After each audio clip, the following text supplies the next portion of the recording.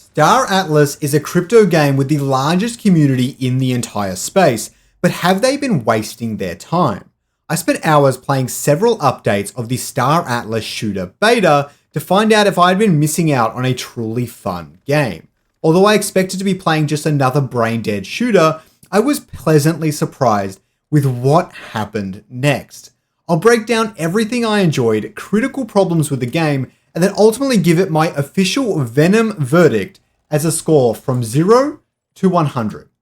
Now, my overall thoughts on the game are interesting. So the first note I have is that I had pretty high ping when playing, because I was playing on some sort of American or US servers, and I'm from Australia myself.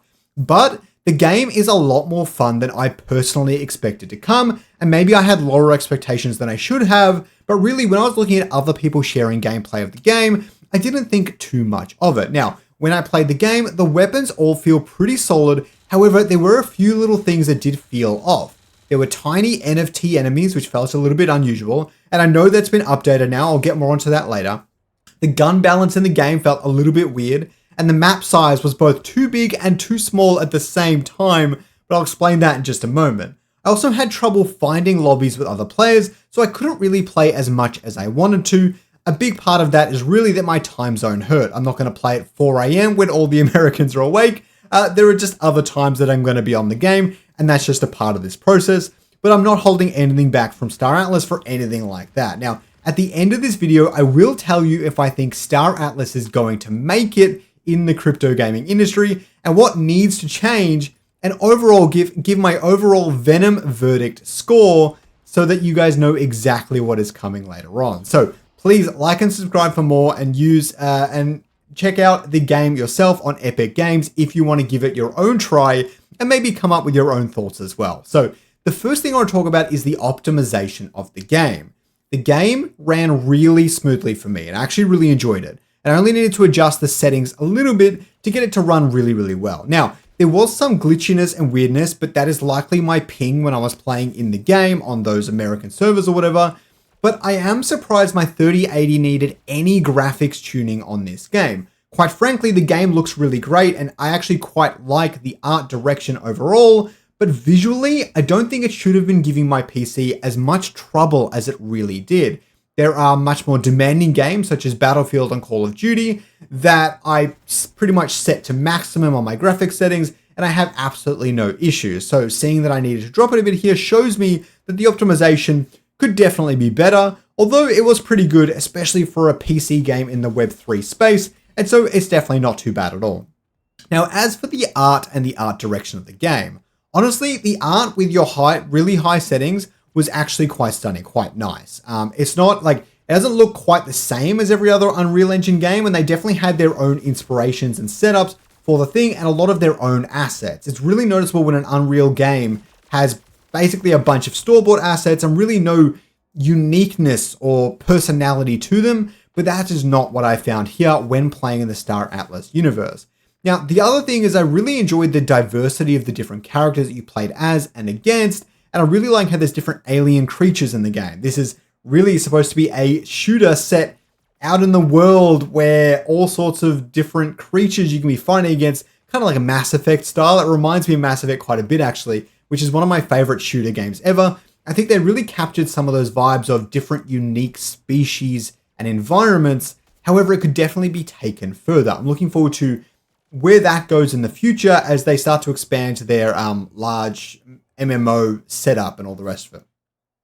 Now, the other thing is the art of the arena environment itself was actually some of the best I've seen in Web3, but I am looking forward to more diversity. If every single arena they come up with looks exactly like this one, then that would definitely not be the best thing in the world. Now, despite the aliens, the art did all feel a little bit samey across the game. I know it is one enclosed environment, so that's not such a big deal, but it would have been really nice to see, like, on the outskirts, it's quite a bit of a different vibe. In the center, maybe that's a bit of a different vibe as well, and you really take different approaches to the way this looks like, but overall, art really, really great. Now, the map of the game was simply way too big. I'm a fan of smaller maps. Nuketown is played on repeat in Call of Duty for a reason, but the other part of this is that the center console itself really wasn't that bad. So Simply, it took way too long to actually get to the center of the map. Now, either they need more fuel for players, so it's faster to fly there, they need faster flight or more cover on the way to make it not feel so open for a big, small map, if that's how I describe it. But really, there's just too much open space in a shooter that feels like it's meant to be a lot of players jumping in together and just like absolute chaos. It didn't really give me that vibe, and I would have liked to see more of that. As for if I had fun, let's quickly talk about the game mechanics in the game. So the jetpack mechanic is actually incredibly intuitive. Basically, you can hold the spacebar and you can fly around and do whatever, right? I also love the simplicity of it and how it actually has the depth to it despite being so easy to use. It's just holding spacebar and using WASD to move around. This is really good. I'm coming off of a background of playing a bunch of Off the Grid, and I like the jetpack system in that, but it's a lot deeper and a lot more complicated. I really love the simplicity here. This might be one of my favorite mechanics in a shooter ever. I've never really played anything that's just, I used it and I didn't need to like consider anything else. It just felt completely natural. That is a first for a mechanic like this, and I actually really, really loved it. Now sliding, you really only get 2 slides per fuel reserve. That's not what I'm used to. I'm used to a lot faster and more moving a lot more often in games like this. And so I really didn't like that in the game. Or maybe it just doesn't travel nearly far enough. The sliding felt a bit off. I definitely think it needs to be improved. I know they're improving a lot of this stuff already. The other game mechanic that was a bit odd was the character hitboxes. The tiny NFT characters were a pure buzzkill in the game, just having so much difficulty shooting them. I know they have less health and things like that, and since recording this video, they've already fixed a lot of those systems and updated a lot of that stuff, so it's not just full like pay to win on those NFT characters. But yeah, what my suggestion would have been, they need a minimum threshold for this system. Again, I think Mass Effect does this really well, where Krogans are tankier, and they're not that much bigger than other units, but they do have a bigger hitbox, and I think they're called Solarians, are a lot skinnier, but they're still kind of a similar height. And so they're not like completely broken hitbox either. And the armor and stuff on them really kind of equalizes a lot of the different sizes of the different characters. I think they need some of that here. But really, those character hitboxes got in the way of the fun, which is the last thing you want in a game like this. And yeah, so the other thing is the time to kill. It took maybe slightly too long to kill, but it was pretty good. It mostly felt pretty decent here. Now, all the guns felt really similar at all the ranges, which is a bit of a problem in a game like this. The rifles and snipers all worked well at long range, and the shotgun was underpowered since it was the only one limited by being in a short, close thing. Like, for example, if you're using a pistol and things like that, you want a pistol to be a little bit more short range, or the sniper to be extra long range and not so good at the middle ranges, things like that. But we didn't really get so much of that in the game's mechanics. As for the guns, I actually thought there were really great gun diversity in the game. It mostly, for gun game though, the starter game was way too shit. I know they're already powering it up, so it's totally fine.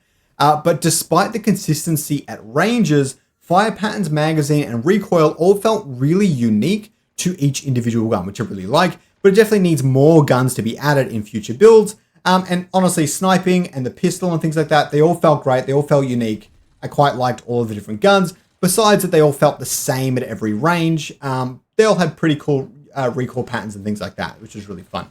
As for replayability, I'm happy to see the EXP system added on day one of a beta like this. This is really important. Too many games ignore stuff like this and just expect players to just jump in and play for fun, which isn't a big deal. It's a beta. You shouldn't just like give your beta participants something to play. That being said, I had so much trouble finding lobbies. Probably imagine how much trouble finding lobbies I have in games where they don't even have any sort of progression system. So this system and getting XP and leveling up and things like that really makes you want to play more, and I absolutely loved it. It also feels like running around fun Halo servers, which doesn't really get too old too quickly, and it will help the Star Atlas MMO in the future. So I absolutely love all that's happening here. So as for innovation, the jetpack movement mechanics, I haven't used a system this intuitive before. Big tick there. Absolutely love to see it in the game. The unique use of NFTs. I like how much of the player the NFT adjusts. I think that's actually really cool, despite the imbalance of it all. And I haven't really seen that in a Web3 shooter to this degree, and I really liked it in this one. However, it does play like every other shooter. Without some deeper alien weapons, it plays so similar. Halo and Ratchet & Clank do this really well, for example, where Ratchet & Clank has like 20,000 different wacky weapons that you don't even know how they work. Borderlands does this really well as well. I'd like to see more uniqueness and leaning into the alien side of things of Star Atlas with this game. I think it'd be so much fun. Another creative implementation of fighters or races could be really cool as well. Maybe you race to get a better weapon, or the race plays into an objective. I'm thinking like Rocket League with guns, where you're on a racer, jumping off, shooting players in the area, jumping on your racer, flying around. I know that it would kind of get rid of the smaller map mentality and things like that, but I think there's some really great stuff there. Now, as an initial beta, it was really solid. Far better than other shooters I've tried in the space. So definitely credit where it's due to Star Atlas here. Now, despite many shortcomings, it's a rare occasion in the space where I ended a session and came out feeling like I didn't waste hours off of my life. The game was ultimately fun, not a fully fleshed out AAA title, but genuinely enjoyable to play. Now for the Venom verdict. First up, it's worth noting that a score of 50 in a category is the bare minimum. Anything below that is essentially a failure in that area. Now first, we've got optimization. I'm going to give this one 65 out of 100. The graphics quality isn't high enough to demand this, but with even medium or high settings, I got 60 frames pretty easily and the game still looked fantastic. So optimization is pretty good, but it definitely should be a lot better. Next up, we've got the art, which I'm giving 70 out of 10. Really, the art of the map isn't quite diverse enough. The aliens and everything are really good and the overall art direction is great, but the map, I think, definitely holds it back in this area. As for replayability, I gave it 75 out of 100.